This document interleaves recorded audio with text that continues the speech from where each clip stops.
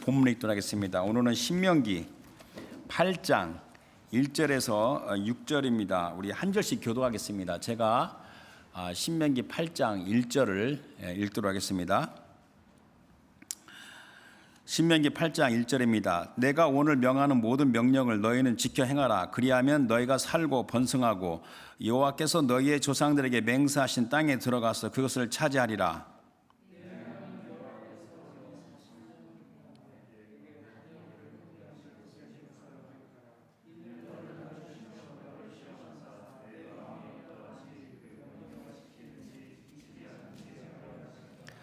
너를 낮추시며 너를 줄이게 하시며 또 너도 알지 못하며 내 조상들도 알지 못하던 만나를 내게 먹이신 것은 사람이 떡으로만 사는 것이 아니요 여호와의 입에서 나오는 모든 말씀으로 사는 줄을 내가 알게 하려 하심이니라.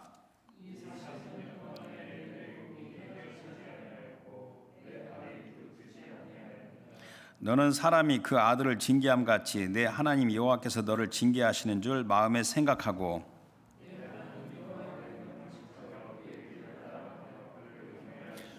아멘. 요절은 2절입니다. 2절 다시 한번 읽겠습니다. 시작.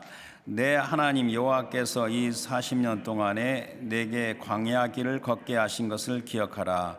이는 너를 낮추시며 너를 시험하사 내 마음이 어떠한지 그 명령을 지키는지 지키지 않는지를 알려 하심이라.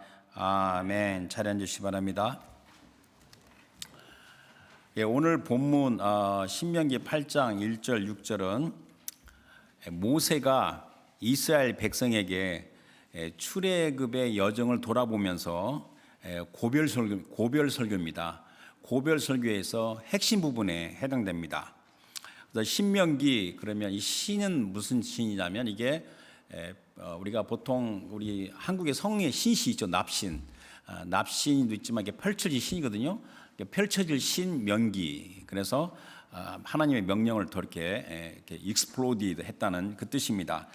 신명기는 모세의 오경이라 불리우는 토라의 5번째 책입니다. 모세가 이스라엘 백성이 그 약속의 땅 가나안 땅으로 바로 들어가기 전에 또 모세가 자신의 그 죽음의 직전에 이스라엘 백성에게 설교체로 전한 일련의 말씀이 신명기입니다. 또 신명기 이후에는 여호수아가 있죠. 여호수아부터 쭉 열왕기 상하까지를 우리가 역사서라고 하는데 이것을 우리가 보통 신명기적 역사라고 합니다. 자, 이것은 신명기가 이스라엘 백성 믿음의 공동체의 삶의 기준과 뼈대가 되는 말씀이기 때문에 그렇습니다. 또한 이 하나님의 백성을 구속하시는 하나님의 사랑과 은혜를 영적으로 윤리적으로 다룬 이 신명기의 이 주제가 역사서뿐만 아니라 예언서 그리고 또 신약 성경까지 이어지고 있습니다. 그래서 이 신명기를 이렇게 보면 우리가 구약의 말씀이다라고만 이렇게 하는 게 생각이 아니라 이게 새롭게 제명하는데 이게 메시아 그리스도의 신앙입니다. 그래서 첫 번째 보고 싶은 말씀이 신명기의 그 메시아를 가리키는 말씀인데 신명기 18장 15절에서 또 18절 19절 보도록 하겠습니다. 신명기 18장 15절에 내 하나님 여호와께서 너희 가운데 내 형제 중에서 너를 위하여 나와 같은 선지자를 일으키니 너희는 그의 말을 들을지니라. 이게 모세가 같은 선지자를 일으킨다고 이렇게 말했고 16절에 이제 하나님께서 하신 말씀 그대로 전한 겁니다. 내는 여호와 하나님입니다. 내가 그들의 형제 중에서 너가 모세입니다. 너와 같은 선지자 하나를 그들을 위하여 일으키고 내 말을 그 입에 두리니 내가 그에게 명령하는 것을 그가 무리에게 다 말하리라. 누구든지 내 이름으로 전하는 내 말을 듣지 아니한 자는 내게 벌을 받을 것이오. 그러면서 이제 우리 그 신약 성경 와서 요한복음 5장 46절에 예수님께서 이렇게 말씀하셨어요. 모세를 믿었더라면 또 나를 믿었으리니 이는 그가 내게 대하여 기록하였음이라. 그래서 이 신명기에 있는 말씀은 메시아 이 그리스도의 신앙입니다.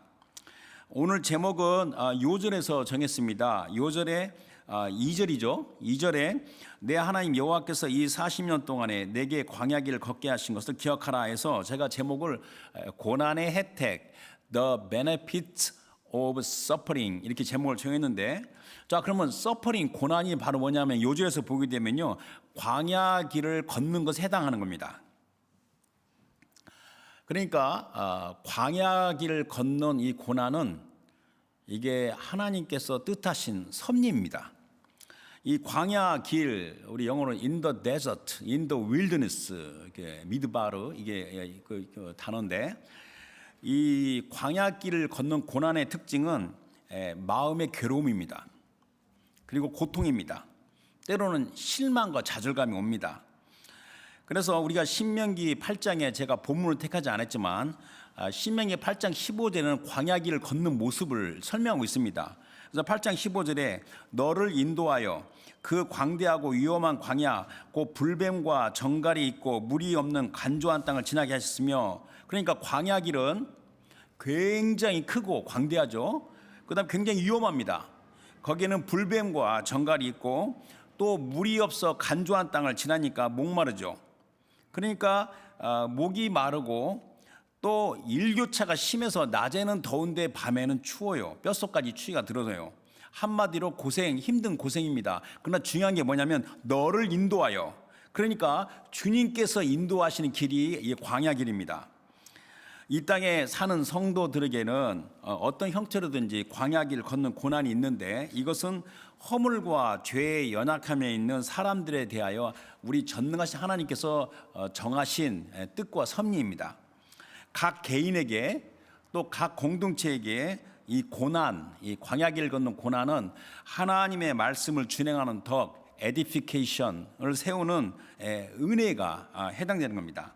심지어 여러분들 그 본인 당사자가 깨닫지 못하고 있는 사이에 이 환경과 사람을 통하여 고난의 터널을 지나는 경우가 의외로 많습니다.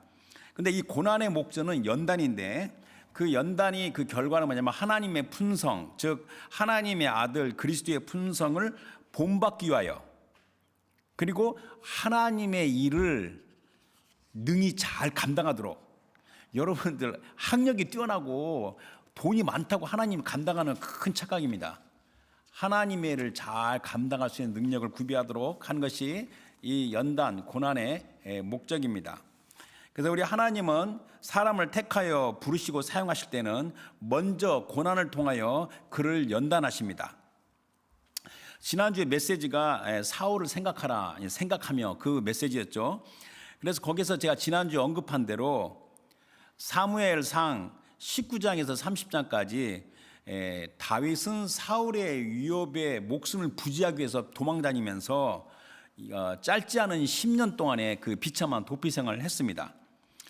그 고난의 기간에 다윗은 자긍하는 이 교만하는 마음이, 이 품성이 깨지고 주님을 온전히 신뢰하는 겸손한 심령을 갖게 되었습니다.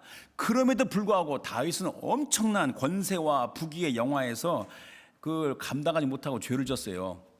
그러나 그래도 그가 끝까지 하나님 뜻에 순종할 수 있었던 것은 그 고난의 혜택인 것을 우리가 부인할 수 없습니다. 고난은 마음의 고통과 괴로움, 그리고 실망과 좌절이겠지만 이 큰 그림, 이 전체의 그림에서 보면 혜택입니다. 믿음의 조상 아브라함은 75세에 하나님의 부르심을 받았지만 아브라함 일생을 이렇게 보면 적지 않은 기간 동안에 주님께서 침묵하셨어요. 그러니까 굉장히 답답한 기간을 통과했고, 야곱은 형의 노예움을 피하여 하란 땅 외삼촌 라반의 집에서 20년 동안 고생의 기간을 통과했고, 또 요셉은 13년간, 두말할 필요 없죠. 요셉의 마음이 얼마나 고통스러운지. 그 마음의 고통의 기간에 그걸 통과했습니다. 두말할 필요 없이 우리 하나님은 사람을 사용하시려고 할 때 먼저 그를 연단하는 고난의 기간을 뜻하십니다. 그런데 그 고난으로 연단하는 기간이 이스라엘의 제1대 왕 사울에게는 왜 주어지지 않았는가 하면서 제가 지난주에 온전히 이해가 안 되는 미스터리라고 이야기를 했습니다. 자, 그러면 이 고난에 대한 성도의 자세와 태도가 어떻게 돼야 합니까? 그러면 여러분들 이 성도들이 하나님을 믿는 우리 성도들의 자세는 고난 외에 그 어떤 것도 줄 수 없는 유익이 있다. 그러니까 고난해 주는 그 혜택을 바라보면서 소망하면서 잠잠히 인내하며 오히려 적극적인 감사로 나아가야 됩니다. 그러니까 이 고난이라고 그러면 사람들이 그리스도인들은 고난을 받아야 되는가? Must Christians suffer? 이렇게 질문을 한다고요. 그런데 여기에서 많은 사람들이 오해를 해요. 근데 이 고난, 서퍼링이라고 말하는데 이 고난이 어떤 고난을 말하냐 이거죠. 그러니까 이 고난에 대한 정의도 상당히 사람마다 많이 이 오해가 있고 거기에 이제 혼동이 있는 겁니다. 이에 대하여 이 고난에 대해서는 또 우리가 또 이 주제를 다루려면 이게 방대하지만 일단 예수 그리스도 하나님 알 예수 그리스도에게 받는 고난이 무엇인지 한번 보고 넘어가도록 하겠습니다. 히브리서 2장 10절 말씀입니다. 자, 그러므로 만물이 그를 위하고 또한 그로 말미암은 이가 많은 아들들을 이끌어 영광에 들어가게 하신 일에 그들의 구원의 창시자 메시아죠. 고난 이 서퍼링을 통하여 온전하게 하심이 합당하도다. 자, 그러니까 하나님의 아들 그리스도께서는 고난을 받으셨어요. 그런데 히브리서 5장 8절 9절에 보게 되면 그가 아들이시면서도 받으신 고난으로 순종함을 배워서 온전하게 되셨은즉 자기에게 순종하는 모든 자에게 영원한 구원의 근원이 되시고 하니까 그리스도 예수를 따르는 하나님의 백성은 그리스도와 동일한 고난을 받아야 되는데 이것이 로마서 8장 16절에서 18절 말씀이 나옵니다. 자, 16절에 자, 성령이 친히 우리 영과 더불어 우리가 하나님의 자녀의 것을 증언하시나니 자녀이면 또한 상속자 곧 하나님의 상속자요 그리스도와 함께한 상속입니다. co-heir with Christ. 그러니까 그리스도와 함께한 상속자인데 우리가 그와 함께 영광을 받기 위하여 고난도 함께 받아야 할 것이니라 생각하건대 현재의 고난은 장차 우리에게 나타날 영광과 비교할 수 없도다. 그런데 여기서 고난 그러면 어떤 사람은요 자기 몸에 있는 질병을 주께서 주시는 고난이라고 말합니다. 여기에는 특별한 주의가 요구됩니다. 이것은 굉장히 핫 이슈입니다. 하나님께서 자기 백성을 연단하기 위하여 몸에 질병을 주신다? 성경 처음부터 끝까지 다 읽어보세요.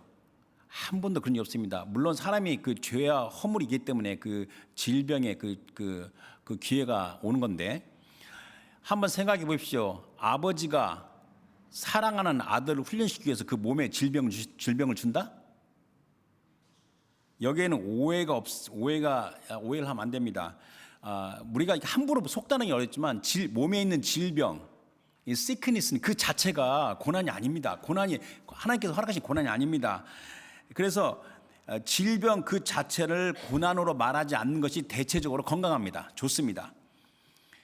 또 물론 자신의 죄로 받는 고난도 아닙니다. 뭐 이거에 대해서 또 우리가 말씀 볼 게 많은데 그냥 우리가 베드로전서 2장 19절 20절과 20절 24절 한번 좀 길지만 한번 천천히 보도록 하겠습니다. 베드로전서 2장 19절에 부당하게 고난을 받아도 하나님을 생각함으로 슬픔을 참으면 이는 아름다우나 죄가 있어서 경찰에 잡혀서 유죄를 받아서 교도소에 있거나 뭐 여러 가지 뭐 죄가 있어 매를 맞고 참으면 무슨 칭찬이 있으리요. 그러나 선을 행함으로 고난을 받고 자, 이 고난의 정의 뭐냐면 하나님 뜻대로 살려고 하니까 받는 고난입니다. 이게 하나님이 원하는 완벽한 고난입니다. 그래서 아까도 제가 말했지만 몸의 질병을 하나님께서 내가 불순종하니까 주셨다. 그런 말 함부로 하면 안 돼요. 그거는 자기가 불순종하면 그게 죄잖아요. 죄. 하나님께서 원하시는 애초의 고난의 그 의도가 아닙니다. 이 부분이 혼동이 많아요. 그런데 이게 굉장히 특별한 주의가 요구돼요. 그럼 여기서 내가 자세히 말할 수 없고 자, 선을 행함으로 고난을 찾고 참으면 이는 하나님 앞에 아름다우나 자, 21절에 이를 위하여 너희가 부르심을 받았으니 그리스도도 너희를 위하여 고난을 받으사 자, 그리스도가 어떠한 고난을 받았는지 보십시오. 고난을 받으사 너에게 본을 끼쳐 그 자취를 따라오게 한 겁니다. 하나님께서 우리에게 뜻하신 고난은 그리스도의 발자취를 따라가는 겁니다. 그리스도가 했던 것을 따라가는 겁니다. 자, 22절에 그는 죄를 범하지 아니하시고 그 입에 거짓도 없으시며 욕을 당하실 때 맞대어 욕하지 아니하시고 고난을 당하실 때 위협하지 아니하시고 오직 공의로 심판하신 이에게 부탁하시며 자 24절에 친히 나무에 달려 그 몸으로 우리 죄를 담당하셨으니 그러니까 우리 죄를 친히 담당하셨으니 이는 우리로 죄에 대하여 죽고 의에 대하여 살게 하심이라. 그가 채찍에 맞음으로 너희가 나음, 이 나음이 이게 뭐냐면 이게 몸의 질병을 포함한 힐링입니다. 나음을 얻었느니.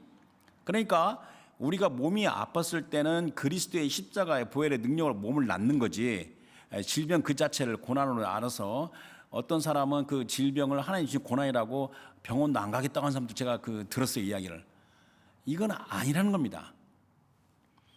자, 이 고난은 뭐냐면 광야길을 걷는 겁니다.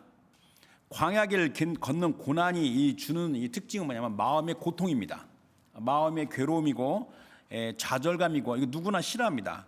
그러나 인내와 순종으로 그 고난을 올바로 통과하는 것은 말할 수 없는 혜택입니다. 자, 우리 본문 이 신명기 8장 1절부터 한번 보도록 하겠습니다. 8장 1절에 내가 오늘 명하는 모든 명령을 너희는 지켜 행하라. 그리하면 너희가 살고 번성하고 여호와께서 너희의 조상들에게 맹세하신 땅에 들어가서 그를 차지하리라.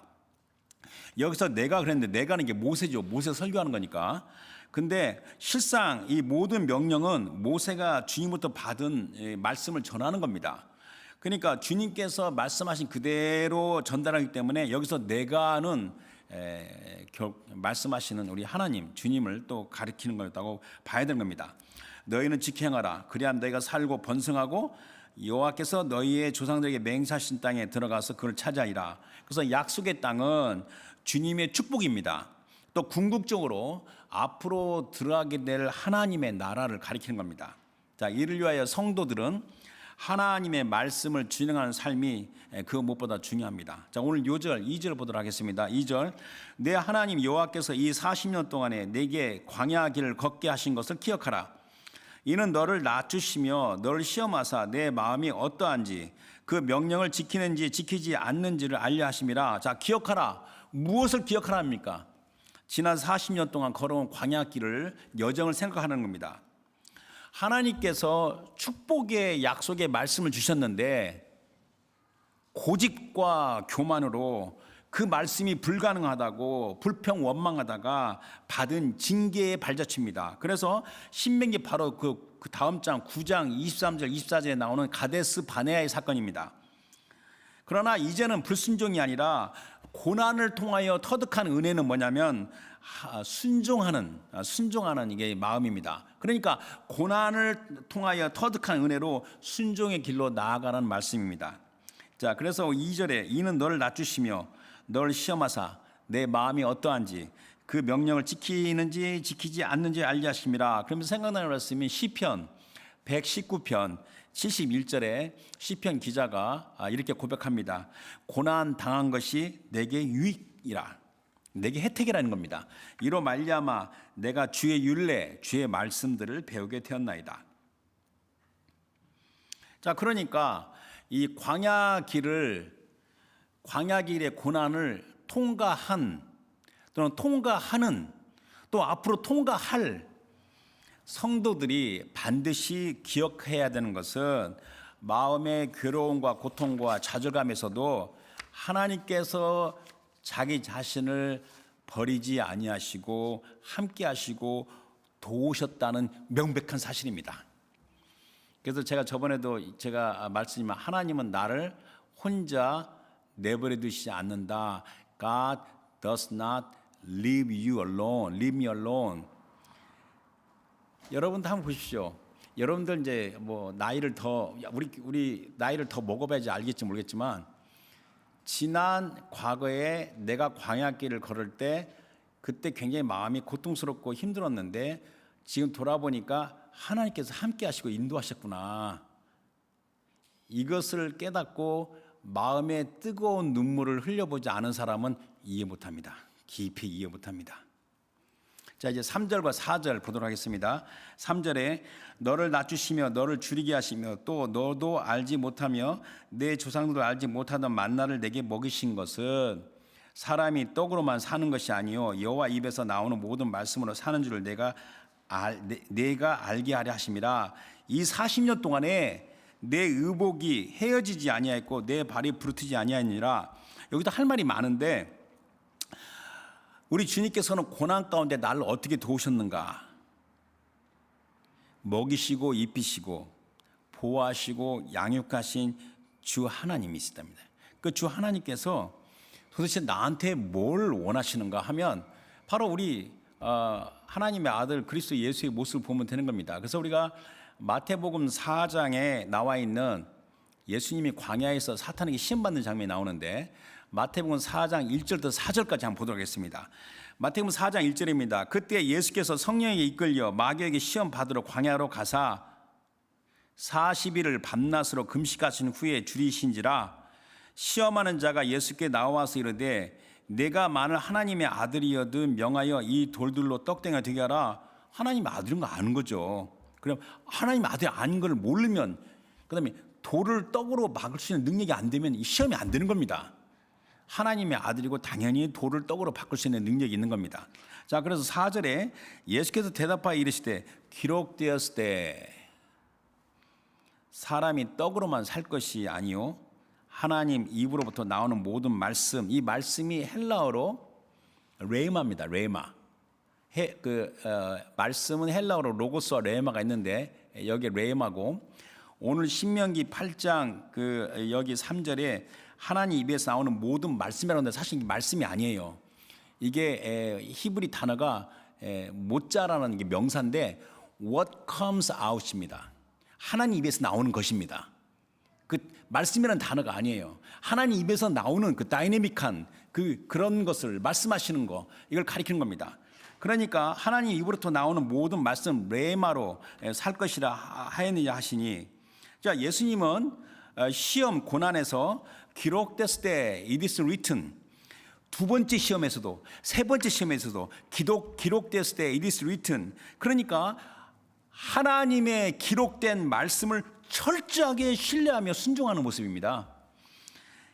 내가 왜 고난의 터널을 지나왔는지 내가 지금 어떠한 고난의 터널을 지금 통과하고 있는지 거기에서 하나님의 의도를 마음에 잘 새기라는 겁니다. 주님은 내가 아무리 고난의 터널을 통과하더라도 사면 초가 앞이 깜깜하게 보인다 할지라도 지금 내가 고난을 통과하는 나를 주님께서 인도하시고 함께 하신다는 겁니다. 결코 혼자 내버려 두지 아니하시고 보호하시고 단련, 연단, 훈련하신 것을 알아라 이런 겁니다. 알아라. 그 목적과 의도가 무엇이냐 하면 나는 무엇으로 사는가? 나는 돈으로 사는가? 나는 내가 깐깐한 건강, 물론 건강도 해야 되고 돈도 있어야 되죠. 하나님 입에서 나오는 말씀으로 산다. 이것을 철저히 알도록 하는 것이 목적이라는 겁니다. 자 이제 5절을 보겠습니다. 5절에 너는 사람이 그 아들을 징계함 같이 내 하나님 여호와께서 너를 징계하시는 줄을 마음에 생각하고 여기서 생각하고 했는데 사실은 이게 마음에 생각하고의 이 히브리 원 동사가 야다가 노우입니다. 노우. 원래 히브리에서 이 야다 노우라는 뭐냐면 경험에서 아는 것을 가리킵니다. 경험에서. 그러니까 이 고난이라는 것은요 머리로만 하는 게 아닙니다. 직접 몸으로 경험하는 겁니다. 그러니까 내가 고난의 터널을 지나가면서 내가 직접 경험하면서 내가 깨달아 아는 겁니다. 무엇을 아는 겁니다. 아까도 제가 우리 기도했죠. 하나님 아버지 내 안에 있는 가벼움과 천박함에 벗어나서 우리 주님의 뜻을 잘 분별할 수 있는 깊고 심오한 심령을 달라고 아까 기도했잖아요. 우리가 통성 기도할 때 같이. 그러니까 하나님의 거룩함과 성결함과 온전함에 이르도록 하나님께서 나를 이렇게 이끄시는구나라고 마음으로 알라는 겁니다. 알라. 깨달아 압니다. 그래서 관련된 말씀을 두 개 보는데 구약 하나 신약 하나인데 레위기 11장 45절에 나는 너희의 하나님이 되려고 너희를 애굽 땅에서 인도하여 낸 여호와라. 내가 거룩하니 너희도 거룩할지어다. 그러면서 히브리서 12장 5절 8절 이 4절 말씀 한번 천천히 읽겠습니다. 5절에 또 아들들에게 권하는 것 같이 너에게 권면하신 말씀도 잊었도다. 일렀을 때 내 아들아 주의 징계하심이 광야길을 걷게 하는 고난입니다. 주의 징계하심을 경히 여기지 말며 그의 꾸지람을 받을 때에 낙심하지 말라.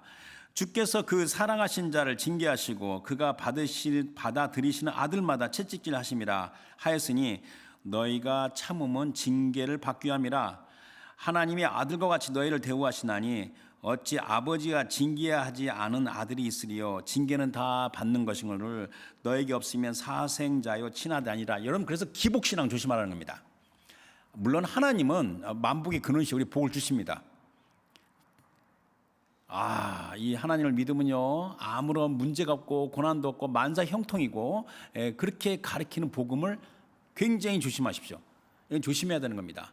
그러나 하나님은 우리에게 충분하게 모든 걸 채워주는 하나님입니다.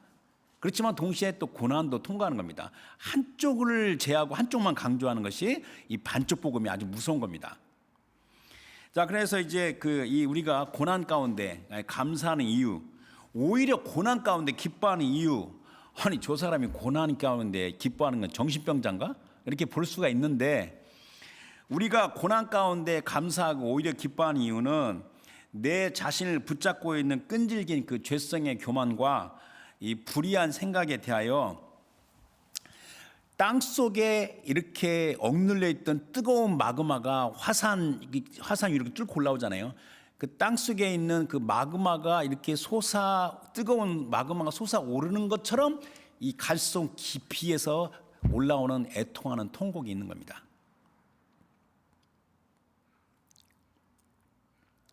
하나님께서 제대로 인도하시는 그 고난 가운데 내 마음속 깊은 곳에 이 마그마가 들끓고 있는 마그마가 솟구쳐 오르는 게 표현이 좋은지는 모르겠는데, 처럼 내 안에 이 뜨거운 속에서 애통하는 통곡이 올라오는 겁니다. 주님 앞에 그러한 통곡이 얼마나 견고한 평강과 자유함을 주는지, 얼마나 속이 시원한지 오직 경험하는 자만이 아는 겁니다. 그리고 고난, 여러분 고난이라고 농땡이 치는 거, 게으름 피는 게 아닙니다. 고난, 그리고 최선을 다했지만 실패한 것, 고난과 그리고 최선을 다한 실패의 유익은 바로 뭐냐면 자신의 삶에서 그다지 중요하지 않는 것을 분별하게 하는 겁니다. 뭐가 중요하고 중요하지 않는 걸 분별하게 하는 거고, 그리고 가식적이고 위선적인 것을 제거하게 합니다. 그리고 진실함과 자유함을 알게 하는 겁니다. 그리고 고난 가운데 바닥에 내려갔으면요, 여러분 저 밑바닥에 내려가면 더 이상 내려갈 데가 없잖아요. 그럼 넘어질 필요가 없잖아요. 더 이상 내려갈 데 없고 더 넘어질 데도 없어요. 아니 저기 지하실에서 넘어진 사람 봤습니까? 안 넘어지잖아요. 그 평온감을 갖습니다. 우리 주 하나님 아버지는 하나님의 자녀들을 끔찍이 사랑하시지만 그들의 내면의 결함적인 문제, 상처, 그리고 연약함을 제거하시고 온전하시기 위하여 고난을 허락하십니다. 감당할 수 있는 범위 내에서. 그리고 그들이 하나님의 아들 그리스도의 형상을 본받기를 고대하시면서 주님은 고난을 택하실 때, 고난을 허락할 때 사랑으로 허락하십니다. 이러한 사실을 깨닫지 못하고 오히려 악인들을 보니까요, 이 친구들은 고난도 없어요. 그냥 형통하고 잘 먹고 잘 살아요. 악인의 형통함에 보니까 마음이 더 고통스러운 거예요. 그랬던 그 마음의 고통에 있었던 시편 기자가 마침내 그 진정한 복을 깨닫고 하나님에 대한 사랑을 고백한 게 시편 73편 아삽의 시입니다. 이거 다 읽을 수가 없어요. 그래서 시편 73편 16절 17절과 25, 26절 4절 말씀을 보도록 하겠습니다. 시편 73편 16절에 내가 어쩌면 이를 알까 생각한즉 그것이 내게 뭐가 되냐면 심한 고통이 된 거예요. 악인은 저렇게 고난이 없고 형통하게 잘 사는데 왜 나는 이렇게 힘들까? 내게 심한 고통이 되었더니 하나님의 성소에 들어갈 때야 그들의 종말을 내가 깨달았나이다. 그러면서 25절에 하늘에서는 주 외에 누가 내게 있으리요 땅에서는 주밖에 내가 사모할 리 없나이다. 하나님에 대한 사랑을 고백하는 거죠. 26절에 내 육체와 마음은 쇠약하나 하나님은 내 마음의 반석이시요 영원한 분깃이시라. 그러니까 이 광야 같은 세상에 여러 환경과 사람을 통하여 마음의 괴로움과 고통과 좌절감이 물론 고난에서도 성도들은 오히려 나를 사랑하시면서 나를 이렇게 인도한다는 걸 그 말씀을 통해서 깨닫는 거잖아요 지금. 그러면서 오히려 적극적인 감사와 기도로 나가는 겁니다. 그래서 제가 한번 설교를 준비하다가 기도문을 한번 작성해 봤습니다. 한번 제가 천천히 읽겠습니다. 자, 기도문입니다. 주여, 이 광야길의 여정에서 고난과 어려움을 올바로 이해하는 넓고 심오한 지혜의 마음을 주십시오. 이런 기도 해봤습니까? 그리고 제가 잠잠히 최선의 노력을 다하며 고난에 연연해 하지 않고 오히려 더 강해지는 아름다운 심령으로 만들어 주십시오.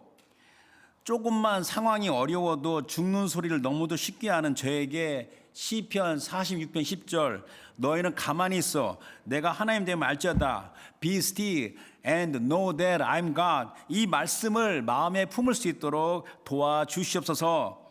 그리고 전능하신 하나님 앞에 마음의 고통과 괴로움 속에서도 고독과 침묵을 사랑하는 심지가 깊고 견고한 자가 되게 하여 주십시오. 예수님을 기도합니다. 이런 기도문을 한번 써봤다는 겁니다. 자, 6절 마지막으로 보도록 하겠습니다. 6절. 자, 내 하나님 여호와의 명령을 지켜 그의 길을 따라가며 그를 경외할지니라. 자, 언젠가 우리 모두는 한 사람도 빠짐없이 하나님 앞에 서게 되는데 그때까지 계속해서 하나님의 말씀을 준행한다. 그래서 이게 뭐냐면 영적인 적극성입니다. 그래서 get aggressive in the spirit. 성령의 그 자기 영의 이런 애리튜드가 아주 중요한 겁니다. 방심하지 않고 하나님을 끝까지 경외하는 것을 실천한다. 그러면서 제가 본문을 택하지 않았지만 신명기 8장 11절 14절에서는 모세가 염려스럽게 또 이야기한 겁니다.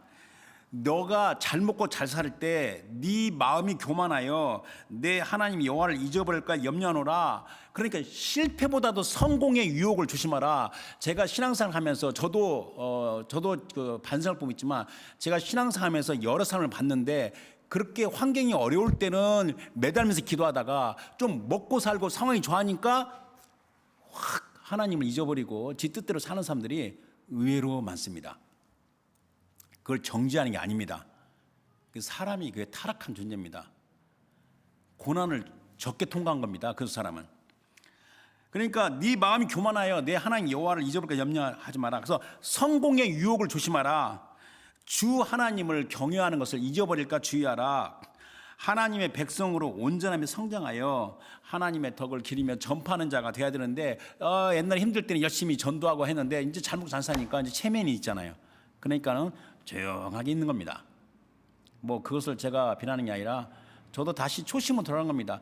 때가 안 되든 복음을 전하고 그 다음에 또 선교 활동도 가고 끊임없이 해야 되는데 뭐 이거는 또 따뜻한 이야기니까 넘어가고 하겠습니다. 자, 이 마지막 때는 이 말세는 이 고통하는 때입니다. 저는 언제인지 모르겠지만 진짜 이 시대의 마지막이 너무 가까이 다가온 겁니다. 어느 순간에 끝날 수 있습니다. 그래서 제가 한번 토요일 날인가? 토요일 날 아침에 아침 기도 때 제가 말했나? 기억이 안 나는데 내일 지구가 멸망하더라도 오늘 사과나무 하나 심겠다. 이것이 마틴 루터가 한 말입니다. 그 말에 뭐 출처를 따지자면 끝이 없지만 마틴 루터가 그렇게 했습니다.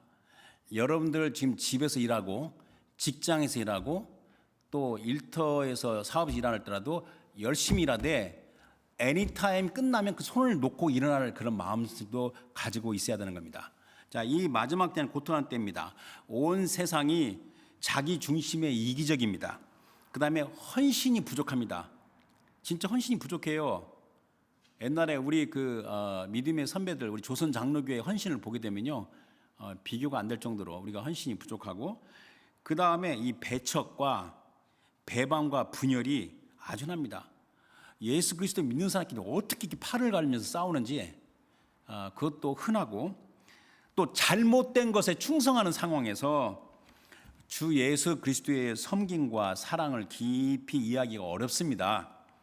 그러나 하나님께서는 자기 백성을 사랑하시면서 하나님의 그 광야길을 걷게 하는 고난을 통해서 그 안에 거품이 빠지게 하고 위선과 가식이 없어지게 하고 무엇이 더 중요하고 덜 중요한지를 알게 한다는 겁니다. 사람의 근본적인 필요는 이 안정감, security하고 존재의미, significance입니다. 여러분, 사람은